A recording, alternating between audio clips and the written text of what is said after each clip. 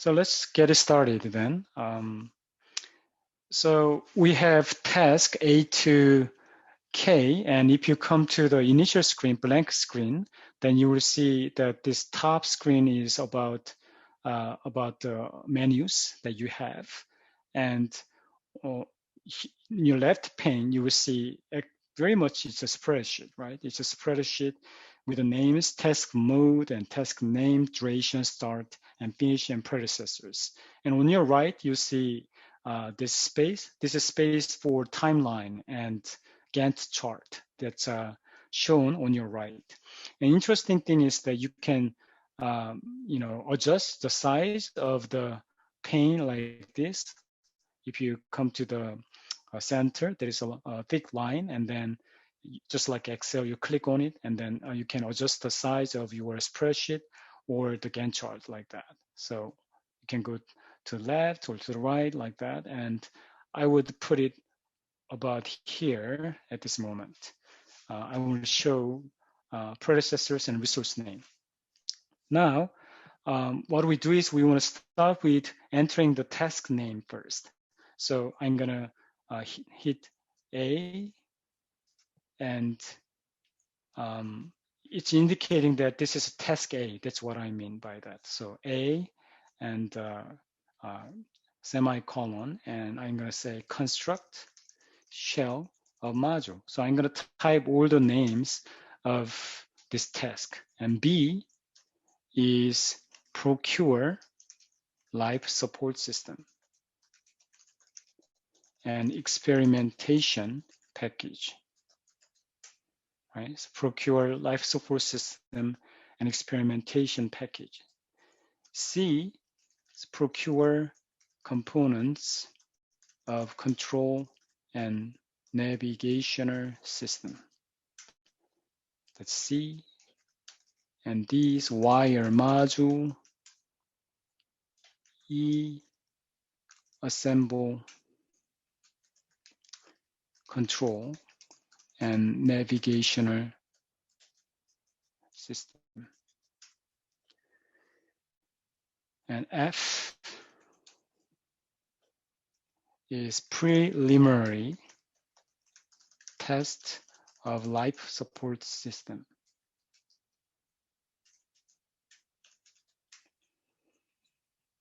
G, install life support in module. H is install experimentation package in module. Package in module. I, preliminary test of control and navigational system. J is install control and navigational system in module. And lastly, K, task K is final testing and debugging. Okay, so I entered all the tasks A to K, and I will give you some time for you to do so too.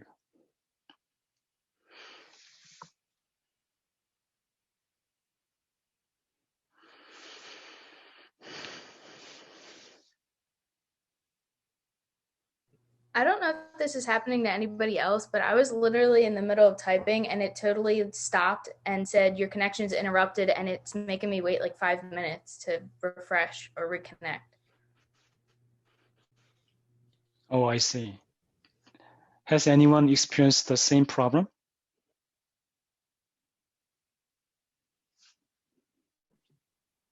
I'm not experiencing it now, but like I know in the past when I've had Citrix, like it will just like crash on me. I don't know if they fixed it, but it will like just crash and you'll lose all of your work. So you should just like keep saving. Oh, that's a good point. Yeah.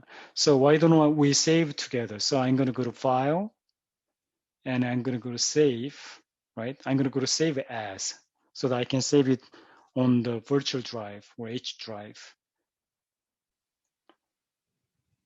This PC. Oh yeah, you have to double click on this PC. Yeah, that's what you have to do. So this PC, double clicked on it, and I have folders, and this is home and H drive. This is my virtual drive that is housed on the server at Rowan University. And this is where I need to save my file. So I'm going to double click on row. In your case, your ID should appear over there, and that's your space. I'm going to double click on it, and I'm going to save it under teaching. And you can save it, in a certain place that you will remember later. And this is ON. And I'm going to save it as Microsoft. I'm going to say Microsoft Project Management Exercise 2020. And I'm going to save it. And it's just saved now. So, even if somehow something happens, I can retrieve my file from there. Right? So I encourage you to save it first. You can save it only in your virtual drive so that you can locate it later. Okay, if you have done that, now let's continue to enter the data. So the first thing after entering the task name is duration. If you look at the table that from that document, it says task A, it takes 30 days for people to complete this. So I'm going to type 30, right? And the moment I enter 30, on your right, you see a bar was created, and you can see that, it's lasting 30 days, right? So that's how you create it, and that's the Gantt chart, visual presentation of your work. And B, task B, it takes 15 days, so I'm going to type 15 days. And then the moment I enter it, the bar was created too. And the third thing is procure components of control and navigational system. And it's 30 days, right? So I'm going to enter 30 days. And then D is wire module, and that's 3 days it takes. So enter 3. And assemble control and navigational system 7 days. And preliminary test of life support system 2 days. And task G 5 days. And task H 3 days. And task I 4 days. And task J 10 days. And task K 8 days. Right. So you see visually, task C is taking longer than the other tasks, and B and A are also pretty extended task to do. And the next thing that we want to do is we want to enter the predecessor information. And if you look at the table, we see that the first 3 tasks do not have any predecessors. So you don't have to worry about this predecessor here. However, if you look at task D, it says the predecessor of this task wiring module, that's A. So we have to indicate that the predecessor of task D is A. Therefore, what I'm going to do is I'm going to go to this predecessor column and row number 4 that corresponds to wire module. And I'm going to go there and say, I'm going to enter the number, or you can choose this downward arrow, and that shows up the list of the things that you have, and you can check on there, like one like that. But faster way is just typing the row number 1, right? Number 1 is containing this task. So I'm going to type 1, indicating that A is the predecessor of D, right? And notice this. So the moment you entered this predecessor information, what happened to your Gantt chart is that now they were independent before, now they are connected to each other. So it says that, yeah, you have to finish this task first in order for you to begin this task D, right? That is indicated by this arrow, and they are connected. And you cannot start this work until you get task A done, right? That's also written right here. So you can see that happening. Can you show And, that just one more time real quickly? yeah, so now task E, right? And the predecessor of task E is C. And we know that C, row number 3, is containing this task C. So I'm going to type C, I'm sorry, not C, type 3, because the row number of C is 3. And then if you do that, now you will see a change here, right? 3 and E are connected together. There's an arrow, and you will see, in the beginning, in the front, now it is moved after task C because they are now connected through this process information. Rocco? Yeah, Okay. I got it. Thank you. Very good. Now task F, we see that its process is B, and B is number 2, row number 2. So type it, or you can just click on this icon and check on it, and that works too. Now number 7, so G, its process is D and F, and we know D is number 4 and F is number 6, and you separate them by comma. So type D and comma, and F is 6, right? 4 comma 6 will be indicating that D and F are your predecessors. And again, you can see that they are connected together now because of this predecessor information. H, D and F again. So H is predecessors in D and F. So type 4 and 6, and that's good. And preliminary test I, its predecessor is E and F. E is number 5, F is number 6. So 5 and 6 you have to enter here, 5 comma 6. That's task E and F, and they are predecessors of task I, preliminary test of control and navigational system. And then J is H and I. H is number 8 over here, and I is number 9. So 8 and 9 you have to enter, 8 comma and 9. And lastly, J. K is G and J. G is number 7, J is number 10. So 7 and 10, 7 comma and 10. And then you have predecessors set up for you. And your Gantt chart shows that the relationship now, it's not independent each other, but they are connected to each other, right? So that relationship is shown here in your Gantt chart. When I tried typing 4 and 6 again under H, it automatically corrects to 6 and 4. Okay, that doesn't matter. It doesn't matter? Yeah, 4 and 6 or 6 and 4, that's the same thing. Okay. Yep.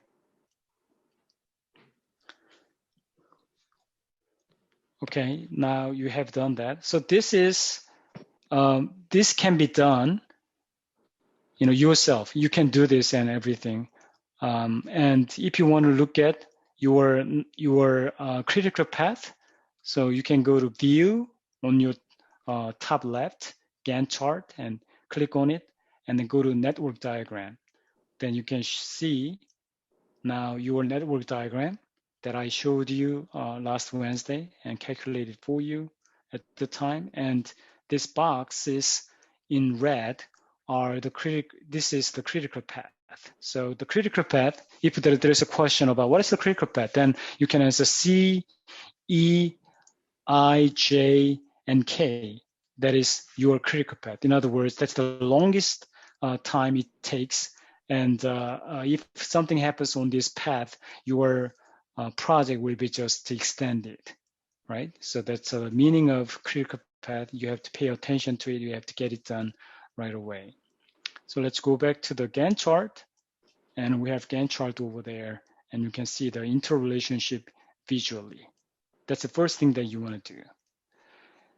However, more important thing here is that you want to enter the resources, right? So project management is costly, and you have to constantly monitor whether these resources are being spent in the right way. You don't want to go over budget, right?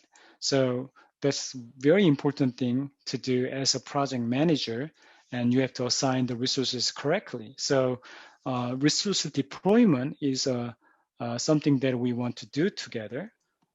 So if you look at the document that I gave you, it talks about material cost and engineers required and technicians required. So we'll do that together.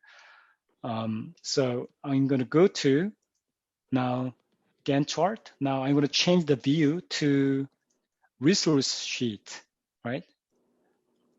Resource sheet. So let's go there, resource sheet. And here is the place you are going to indicate all the resources that you are going to pay and manage. So I'm going to first start with material cost. So I'm going to say material cost for A, right? Material cost. I don't know what materials are going to go in, but sometimes it can be papers, or it can be equipment, it can be raw materials, it can be chemicals, it can be parts, right? Those material costs you can specify here, but at this point, it's a material cost. A, MC means material cost, and it's an A. And the type is not, this is not work, but this is material. So material, and I'm gonna say this is initials M, and the group, you can say material cost here if you want. And it's up to you. So whether you are going to say group MC or not, that's up to you, and you don't have to do that. And standard rate, it says is $35,000. So I'm going to just type here, type $35,000, right? So I'm going to spend $35,000 for material, and that's MCA. And I'm going to do the same thing for MCB. MCB is $50,000, and I have to change that to material and go to MC, and that's $50,000, right? So you enter that, and then MCC is again, it's a material cost, and the group name is MC.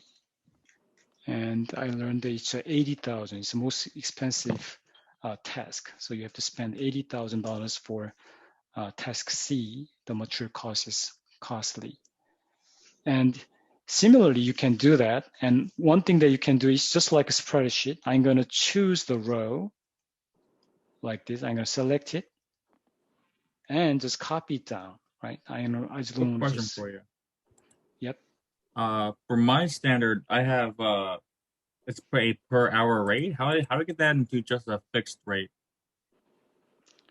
Yeah, so what I did was I changed that. So type, if you have a work, you are going to, Yep. yeah, but you have to change the material or cost. All right, gotcha. Yeah.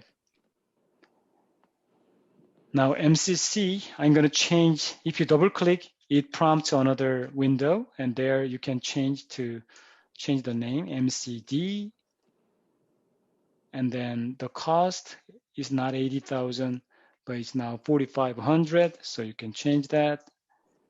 and MCE, you can double click, and then MCF and MCG, and I need G, HIJK. I need 4 more columns for that. 1, 2, 3, 4. G,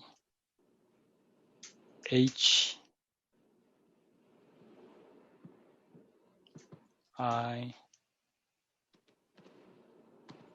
J, and K.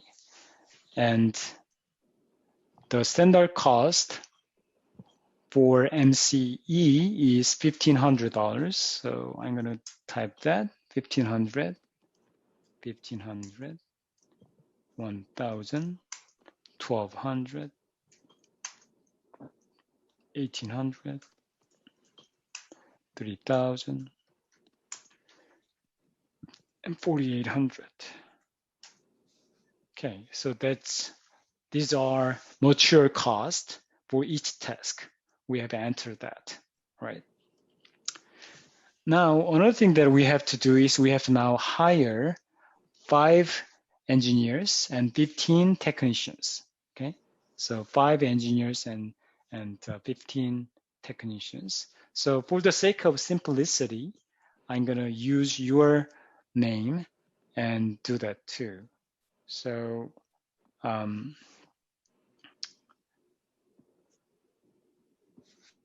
so I need to hire engineer, right? So ENG, so that symbolizes these are engineers. And I'm gonna write down the name. So Kasidi Abdallah. She is the first engineer. And we know that the engineers are getting paid $100 per hour. So it's work, it's not material cost. And and group should be engineer.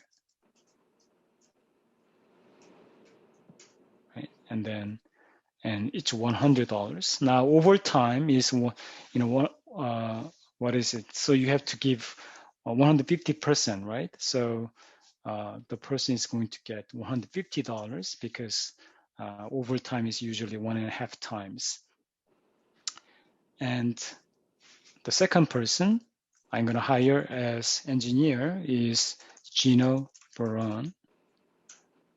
He's an engineer, and I'm going to type it, and I'm going to pay him $100 per hour and $150 for overtime.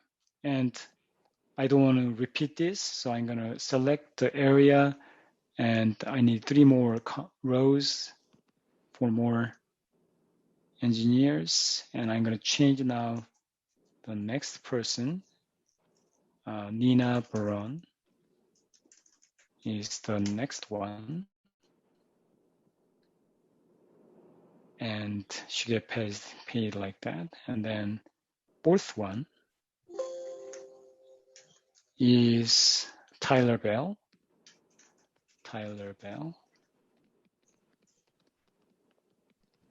Do we just put people from the class as well, or? You can use your own creativity. You don't have to put all the same people like I do. But I'm just trying to be real, so I'm using your name here. Okay, thank you. So Tyler and then we have another engineer, Emily Bender. So that's a 5th engineer, and we have to hire now 15 engineers. So I'm going to say technician, and I will start with Kunz Darj, and he's technician. I'm going to say technician, and they get paid $35 per hour, and that's a 17 have 42 $52.5. So that's $52.5 for overtime. And I want to, again,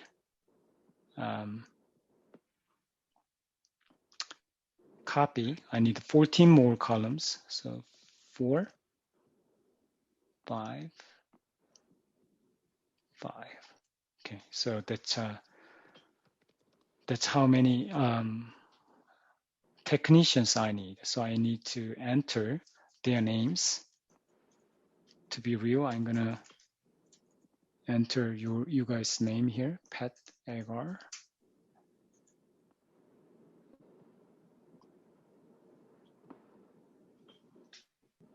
And Aliyah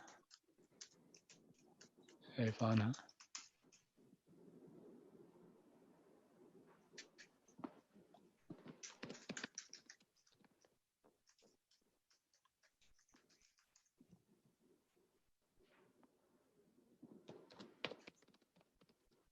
So I'm just entering the information.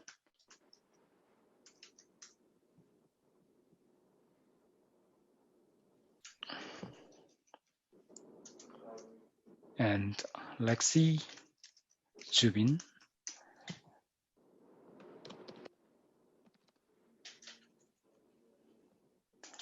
Amanda K.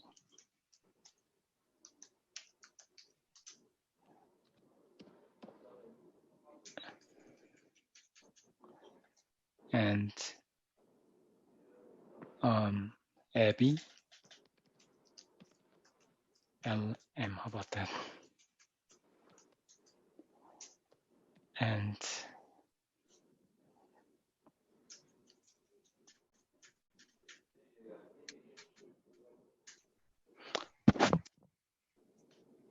then I have Natalie.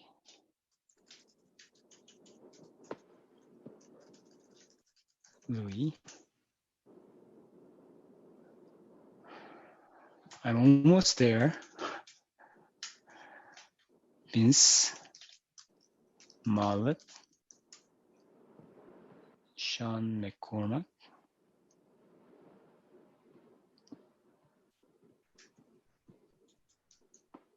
Sean McCormick,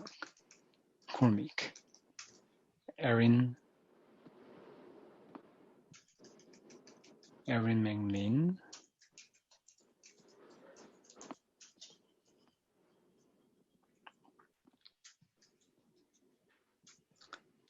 and Carly Boyd.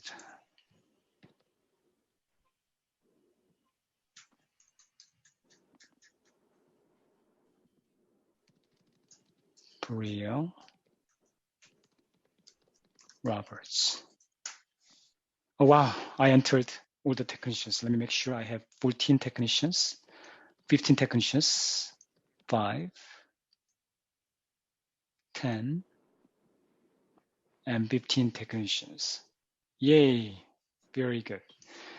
And it says that in 2 months, their wage will increase to 135. What did it say? Let me go back and see. The wage will increase, so wage increase has to be also dealt with. So let's talk about that. So how do we indicate the wage increase? What you do, so we learned that in 2 months, their wage will increase 135 and 45.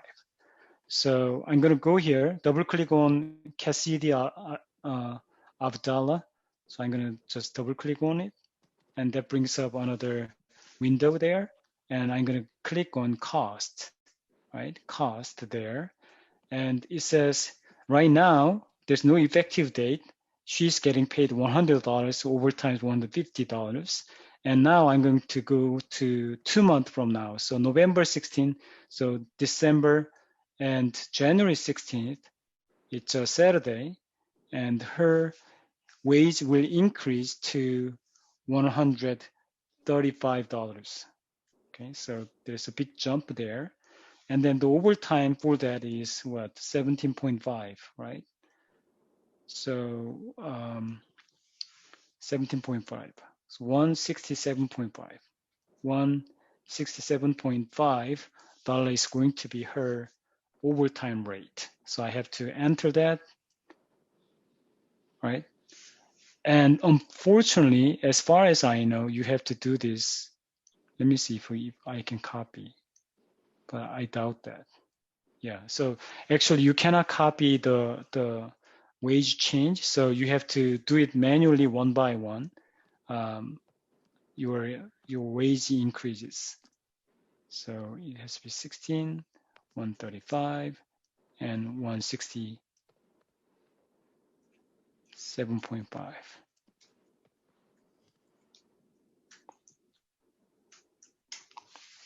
That has to be done yourself one by one manually. And I trust that you will do it correctly later, but I will not do it because it's a manual work. What is the date to set that as? I'm sorry. 2 months from now, from today. Okay, So thank you. I did January 16th. And if you have done that, now actually more important thing is now how to assign these resources to yourself. So I'm going to go to Gantt chart now, and I'm going to assign them. For example, task A, it says you need 3 engineers and 7 technicians. So go to resource column, and on that cell, you can click on that cell, and I'm going to assign MCA, mature cost A, and then 3 engineers. I'm going to hire Tyler, Nina, and Gino. And then I also need to hire 7 technicians. So this is confusing part actually. So you got to be very careful because you may incur overtime there. So if you enter them, you will see that in your task bar, you have those resources named for you. So you know who you hired. And the thing is that if you look at this A, B, C, they are taking place concurrently. So you don't want to put the same people over there together because they will incur overtime. For example, if I hire Gino again, what happens? Right? I hired Gino again, but the moment I do that, I have this red flag saying, oh, you have overtime there. So that's costly. So you don't want to hire Gino for that task because he's already hired for that. So maybe Emily, right? I can have Emily. And the thing is that it's a half person. How do you hire a half person, half time only? So double click on it. And if you double click, it has task information. And now you go to resource tab, and Emily is there. She's the only one hired for that task. And you change the units to 50% rather than 100%. By doing so, you hire Emily 50% only, right? And C, the same thing. You can hire Emily again, maybe for 50%. And I don't know if it'll work. And 1 technician, so 8th person. So Kunj might be the person. And I hired her and double click on it. And you can change to 50%. The problem is that Microsoft says, oh, yeah, it works now because it's 50%, so it works. So I took care of that without this red flag. So in this way, you have to complete this exercise by incurring no overtime. That's your test, your challenge, and that's how we'll complete this exercise and submit that later.